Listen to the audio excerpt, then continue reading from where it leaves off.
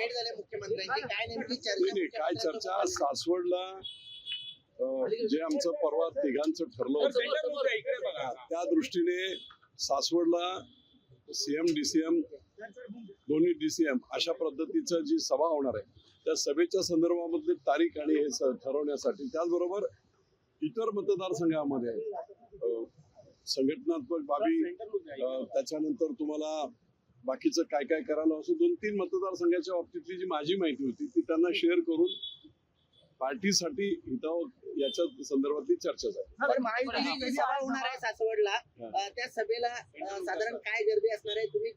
तुम्ही कशा प्रकारे काम करता? 40 ते 50 हजार लोक असतील. सर, कधी होणार आहे सभा? नाही, आता 2 दिवसात डिटेल तारीख मिळेल. कशा प्रकारे तयारी सुरू आहे तुमची? काय तयारी काय, आम्ही 1 दिवसात तयारी करतो. कोणी तारखा मिळाल्या पाहिजेत सगळ्यांच्या. तुम्ही अजितदादांची पण भेट घेतली.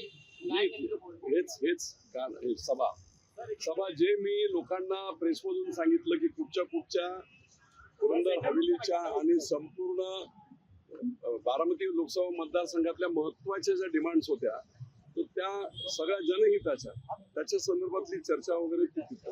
एकीकडे अजितदादांचं मनोमिलन झालं असलं तरी दुसरीकडे मात्र अनेक जागा आहेत. अजून त्यांचा अजून पालघर आहे, पालघर आहे, नाशिक आहे, त्याचप्रमाणे हिंगोलीची जागेचा उमेदवार बदलण्याची देखील चर्चा होते.